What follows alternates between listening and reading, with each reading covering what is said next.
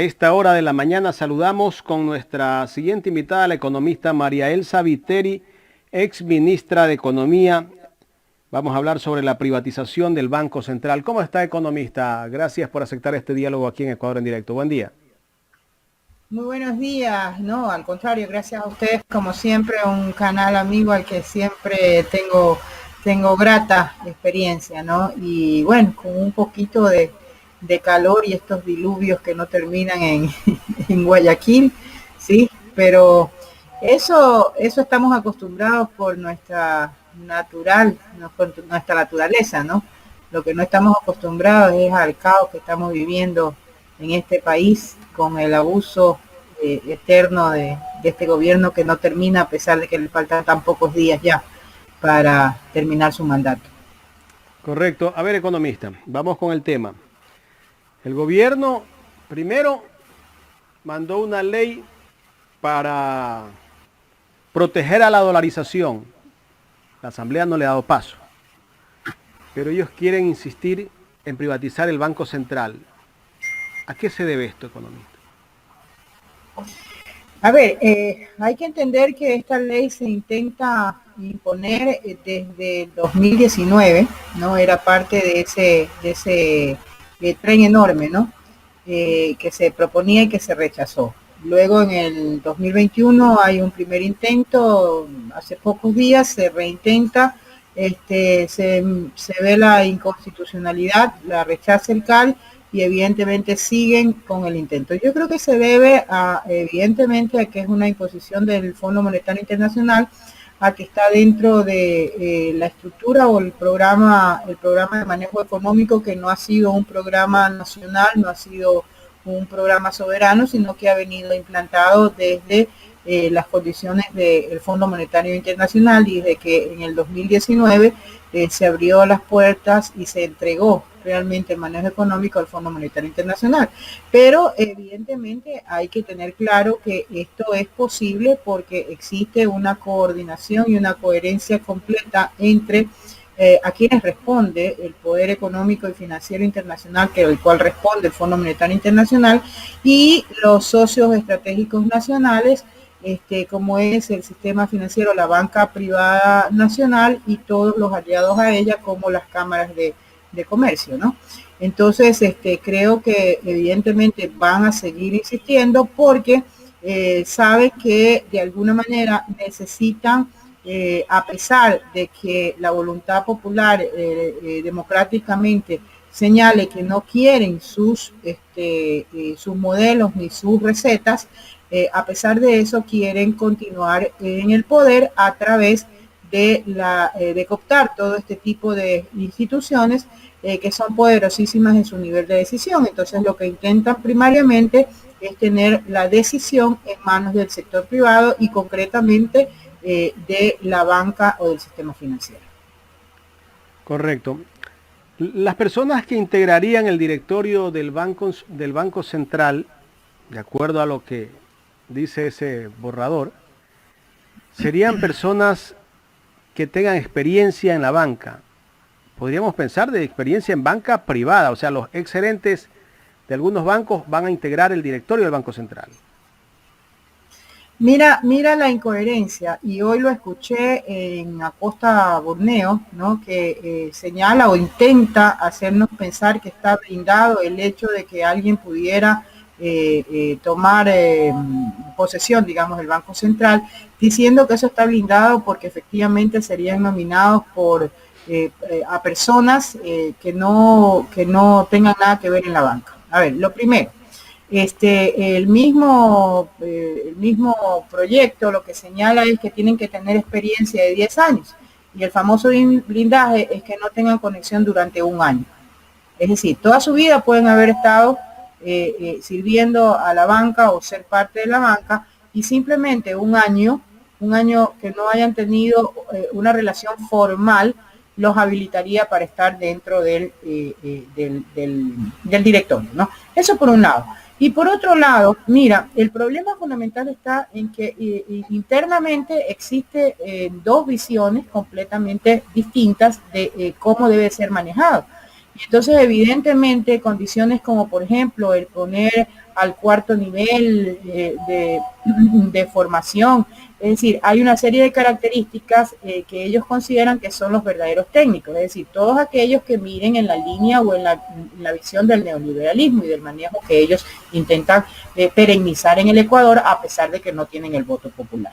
Y evidentemente quedarían a un lado o fuera todos aquellos que no tengan esta visión, porque de alguna manera también no han tenido la oportunidad de estar en el proceso financiero, ¿no? Entonces, es una evidente tomadura de pelo el tratar de decirnos que sería un directorio autónomo. Y por otro lado, lo que están diciendo es que la autonomía es del sector público, pero trasladarían su dependencia al sector privado y en concreto a una fracción muy pequeña. Pero más aún, esto lo que significa es quebrantar olímpicamente con la Constitución de la República del Ecuador. La Constitución es clarísima. Eso es una competencia del sector público. ¿Y por qué? Porque en el año 2008 el Ecuador decidió que todo el conjunto de la política económica, incluida la política monetaria, era responsabilidad del Ejecutivo. Y por una sencillísima razón, y es que tiene que haber una coherencia, una coordinación entre el tipo de políticas que se toman para que en conjunto signifiquen el desarrollo del país. Hay que recordar que hasta que no se ejecutó o no se comenzó a viabilizar mediante las leyes específicas la Constitución del 2008, esto es el 2009, el directorio del Banco Central era un directorio privado, en el cual se incluía las personas privadas, y la dirección de la política monetaria no había sido coherente ni coordinada con la política económica en general del país. En el 2009, cuando se cumple con el mandato constitucional, lo que se hace es que el directorio sea representado por funcionarios públicos y que respondan a esa coherencia en el integral, del manejo económico a través del Ejecutivo, porque así la Constitución por naturaleza lo establece.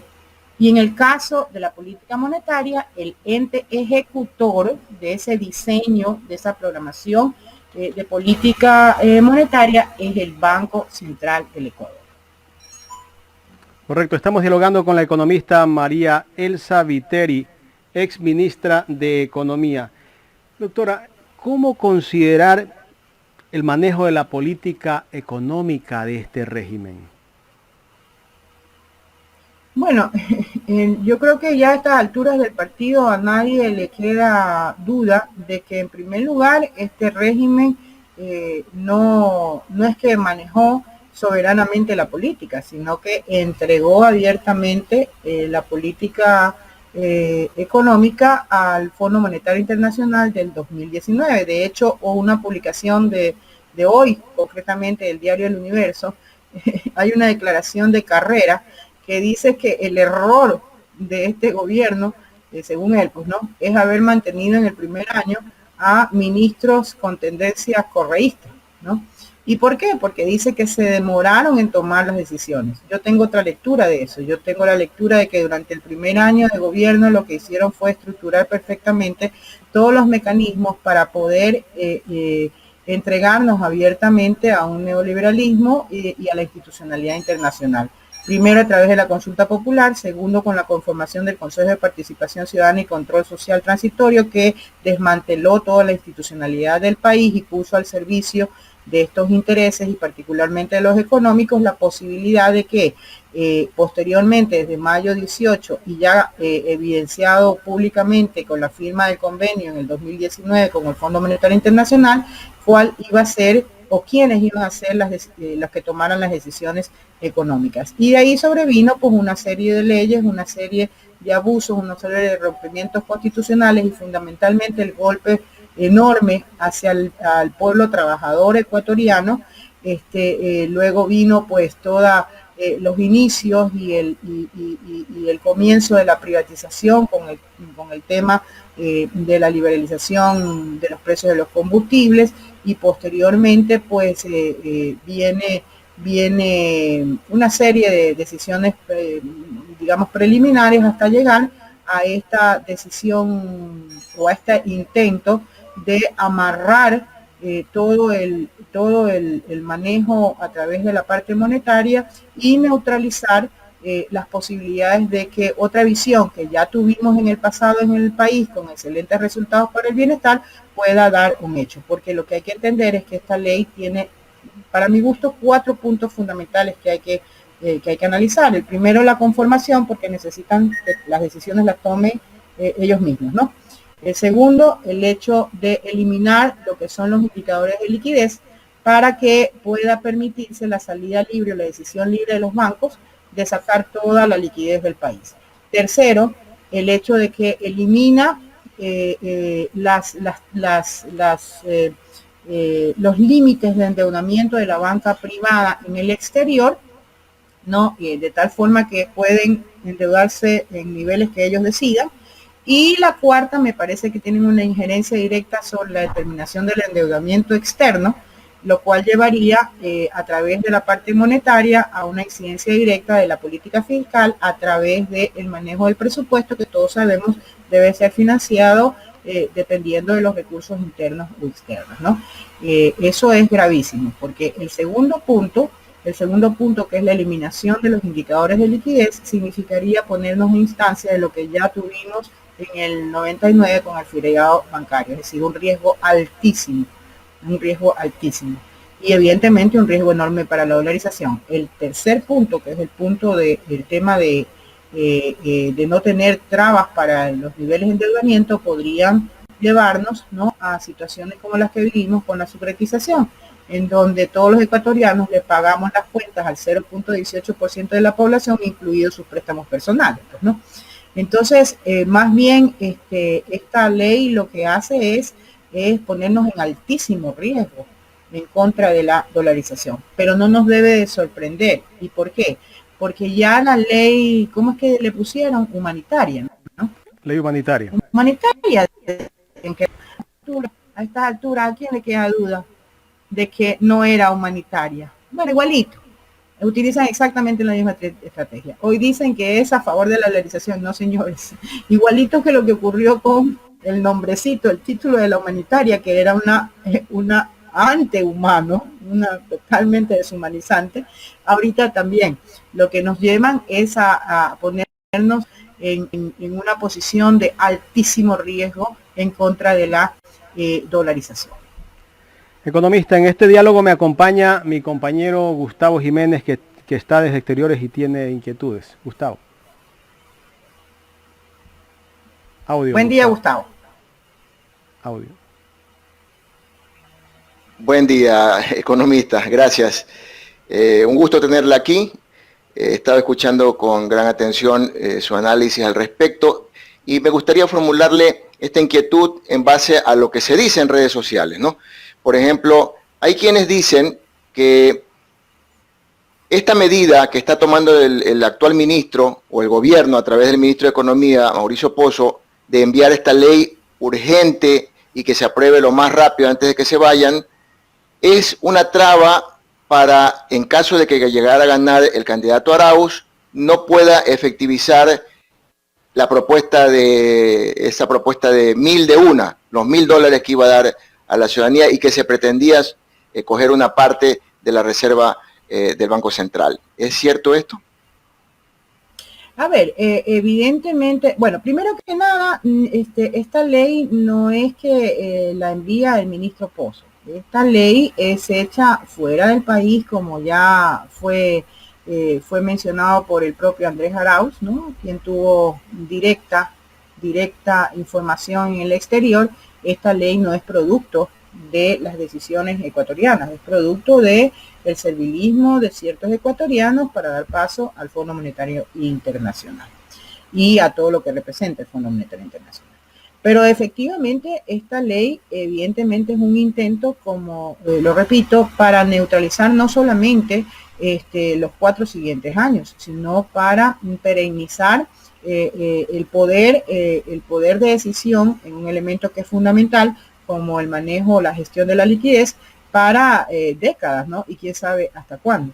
Entonces, efectivamente, lo que están intentando es neutralizar lo que ya en el 2007 vivimos, que fue el quebrantamiento de un modelo que pretendía ser el único posible de aplicar en economía, cuando se aplicó una alternativa que miraba más allá de la rentabilidad de unos pocos y se dirigía hacia generar el bienestar de todos los ecuatorianos. Entonces sí, hay una intencionalidad enorme y por eso van a insistir. Pero yo insisto en que aquí hay varios cuestionamientos que se tienen que hacer. Primero, el hecho de que no puede ser que se utilice una herramienta como el recurso de una ley económica urgente para instaurar un proceso que va mucho más allá de las decisiones que en todo caso pueden tomar prácticamente 2 meses nada más un gobierno. O sea, no puedes comprometer a un país cuando te faltan apenas 2 meses de gobierno, y no puedes utilizar un elemento que es estrictamente urgente para cosas urgentes para transformar la estructura del país, de la institucionalidad del país. Segundo, me parece definitivamente que el CAL deberemos de presionar y seguir presionando al CAL, porque no hay por dónde darle vuelta. El primer punto de inconstitucionalidad es el rompimiento de quién es el ente competente para la determinación de la política económica del país. Me parece que es el artículo 303, me parece, de la Constitución. Pero en todo caso, el CAL tiene que sostenerse en la inconstitucionalidad de esta ley. Y ojo, tiene el artículo 424, para mi gusto, de la Constitución, que es la primacía de la Constitución, que no es que le da la potestad a un funcionario público o a los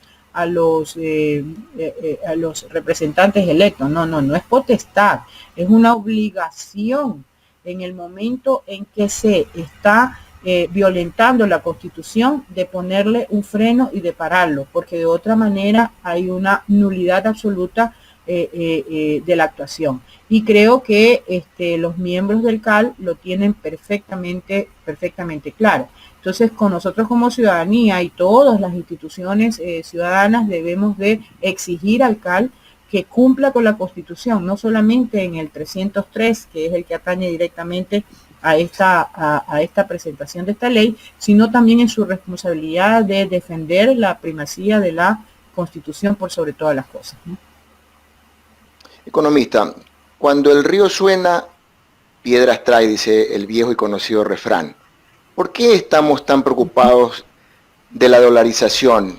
¿Será acaso de que ya hay un aviso de que algo va a pasar? Bueno, estamos muy preocupados por ese asunto, no porque hayan rumores o avisos a lo mejor de algún intento específico, sino por cuál ha sido el comportamiento durante estos 4 años de quienes han manejado directamente como gobierno y como cogobierno o como poder detrás del poder. ¿Y por qué? Porque lo que ha sucedido en el país es que se ha desangrado, digámoslo así, es decir, se ha trasladado nuestra liquidez hacia el exterior, y lo que hay que entender es que el principio básico para sostener la dolarización es que los dólares tienen que estar en el país, no fuera del país. Entonces, ¿cuál ha sido la actitud del gobierno a través de sus mandatos y insisto, el cogobierno y el poder detrás del poder? Ha sido de cualquier manera sacar esta liquidez a través de qué? A través del pago y el prepago de la deuda externa frente inclusive a los problemas de pandemia sanitarios que teníamos. Ha sido la liberalización de las importaciones, de manera que saquemos del país, y con todo el problema que tiene que ser analizado el comercio exterior, no solamente en el no reconocimiento del real valor que sale a través de estas importaciones, sino también de lo que realmente ingresa al país como exportación. Entonces, la forma en cómo se ha comportado ha sido una forma de liberalización y más bien de apoyar la salida de la liquidez. ¿A qué nos ha llevado?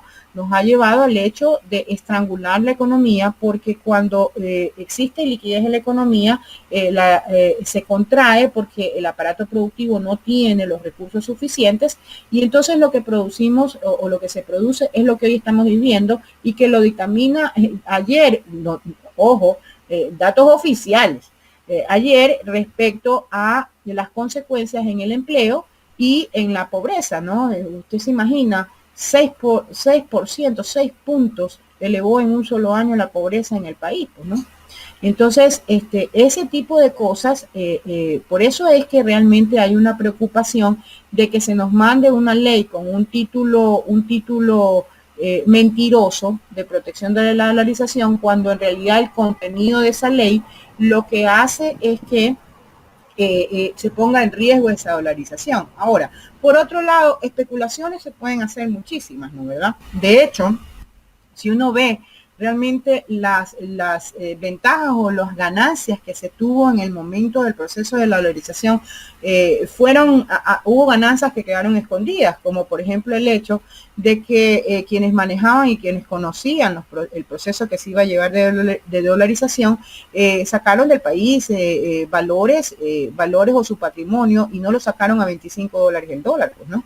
Lo sacaron durante todo el tiempo en donde el dólar valía mucho menos. Entonces multiplicaron su patrimonio, y a los ecuatorianos nos tocó en cambio dividirlo y minimizarlo con esa convertibilidad de 25.000. Entonces ya por ahí nomás hubo acciones.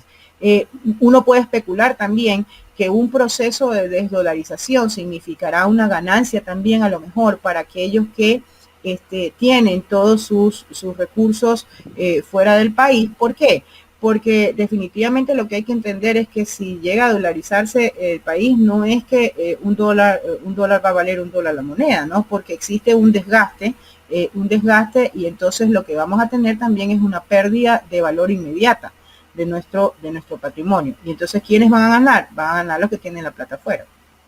Entonces, si se da cuenta, ganaron en un proceso de dolarización, y puede significar una ganancia también en un proceso de desdolarización, pero estas son especulaciones, estos son elementos que no, digamos, no tenemos ningún tipo de, simplemente estoy haciendo una relación de efectos matemáticos que pudieran darse. Pero en todo caso, la realidad, lo que sí no es especulación, es el comportamiento que ha tenido durante todo este tiempo, esta tendencia y este manejo económico, que ha sido favorecer la salida de dineros por cualquier vía o de varias formas, y dejar al Ecuador o a la economía ecuatoriana en una situación de liquidez enorme, que se traduce inmediatamente en una contracción de la economía, causando los problemas que hoy estamos viviendo, de un desempleo galopante, un subempleo galopante y una pobreza más que galopante. Por otro lado, esto también significa que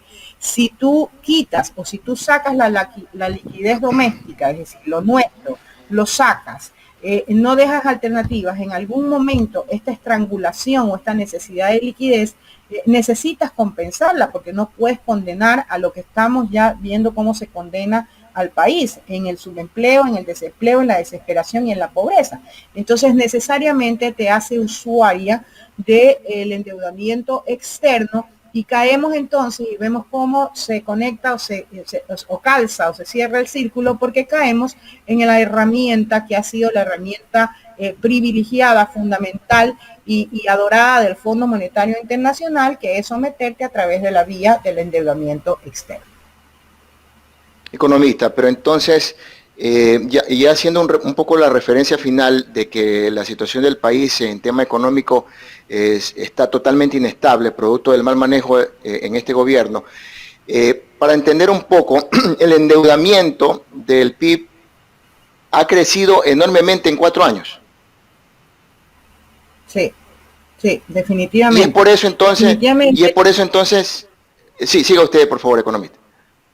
Sí, decía yo, definitivamente ha crecido y ha crecido producto de todo este armaje o toda esta estructura y de todo este plan, ¿no? ¿Verdad? Porque recuerden que con la mentira de que supuestamente estábamos sobreendeudados, lo que lograron fue que se permita durante este periodo el sobrepasar el 40% de endeudamiento sobre el PIB, y eso lo que permitió fue encadenarnos a un endeudamiento básicamente con el Fondo Monetario Internacional, y lo que promueve es que inclusive las posibilidades de una negociación directa con el Fondo Monetario Internacional se vuelven más complicadas, digámoslo así, porque evidentemente no tenemos la posibilidad de decir, bueno, tome su plata, váyase que yo manejo mi economía, porque son valores realmente significativos.